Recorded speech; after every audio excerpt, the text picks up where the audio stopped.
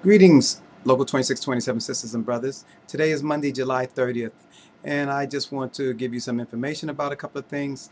First, let me talk about informal hearings under Executive Order 78. Now, if you agree to have an informal hearing, you have to agree to also take whatever decision or whatever penalty comes from the decision by whoever's holding the hearing. Another thing that you should know is that when this decision comes down, and it's put into your folder or your personnel record, it has to be expunged within 1 year. That being said, you should look at your personnel folders at least once a year. That's your right under the contract, to look to see what the contents of your personnel folder are. Now, what you should do is, like I said, if you have an informal hearing and you have some type of penalty, that has to be totally removed from your record. Another thing that you should make sure with these informal hearings, that still you do have union representation. Do not go and sit in front of management without having union representation. Invoke your wine garden rights, which you know is on the back of our business cards, and it's also on our webpage if you need to get a copy of it to give to management. If they take you into a hearing or something that may lead to some type of disciplinary action, you have the right to have union representation. Another subject, postings. I've had a couple of calls over the last couple of months about an agency posting a job and then verbally going around telling members not to apply for it. But let me tell you, that's nonsense.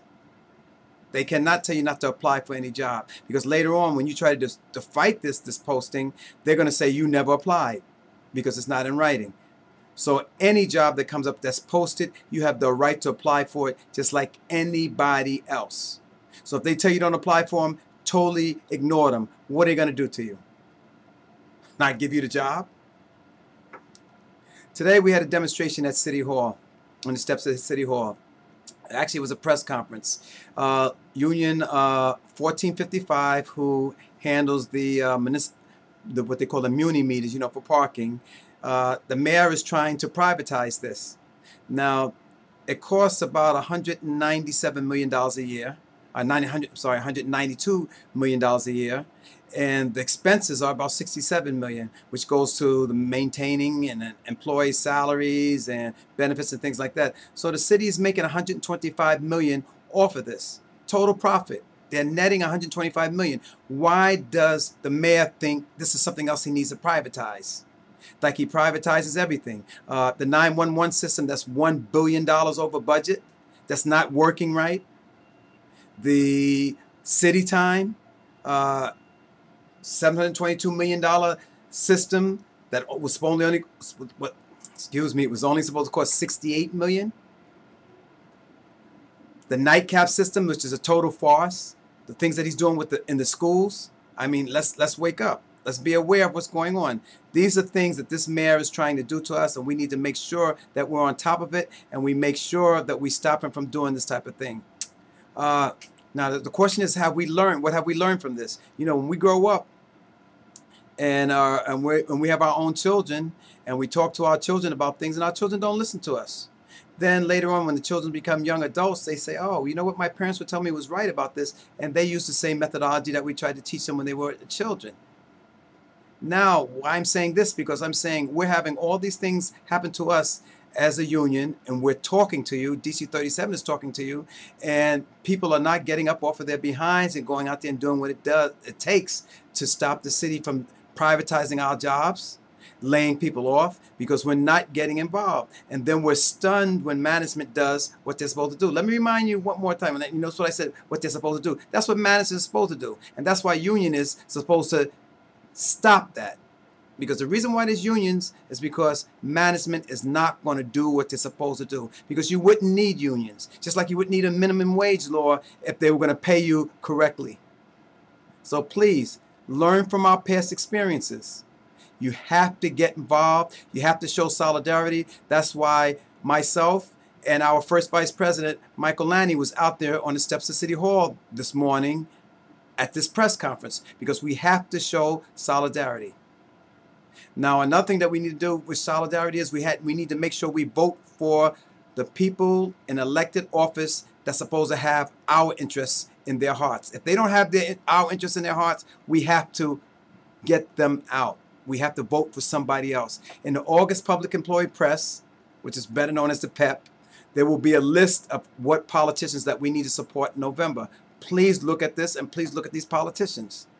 Now, we at DC37 have a better handle than most people have sitting in their homes or at their jobs, because we really see what they're doing, because we deal with this legislation. So you may think a politician is good, it may sound good, but trust me, you need to look at the PEP and look at this list and vote for those politicians that we have listed. Now, a perfect example of that is what happened with, we didn't support Cuomo, and look what Cuomo's doing to us. We didn't support Bloomberg the last time. Look what Bloomberg is doing to us. So please keep this in mind. You got to vote, and you got to look at this August PEP, Public Employee Press, to see who you should go after. The next housing seminar is going to be September the 25th. Please come out if you're thinking about buying a house or refinancing a house. You know, you need a mortgage, a first-time homeowner, home buyer. Remember, I'm the chair of the DC37 Housing Committee. There's a lot of very, very important information that's given at these seminars. Now, also, you can go to the DC37 website, and there's a link that says Benefits at a Glance. And look at some of the benefits you have. Now, what I want to do is just mention, I just want to give you an idea of MELS, Municipal Employees Legal Services. There's a lot of benefits there. You don't need to have a lawyer. As long as it's not criminal, MELS, and as long as you live within the 5 contiguous counties and you live in New York City, MELS is there to supply you with all types of services. There's 65 lawyers in MELS on the 10th floor of this building. Let me just read off a couple of the benefits that they give you.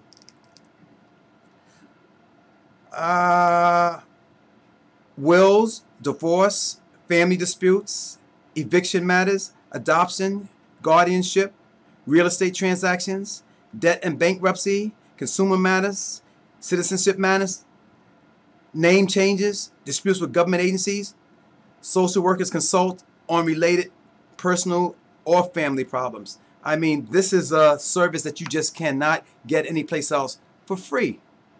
Think about what you have. And you talk about your dental and your podiatry and your optical, and I mean a second opinion. If the doctor says you need surgery, the second opinion is free. I mean, there's so many benefits that's coming at DC37. The education benefits, people are not using their benefits. And again, I'm going to close this by saying you got to vote. And you got to vote for the right people.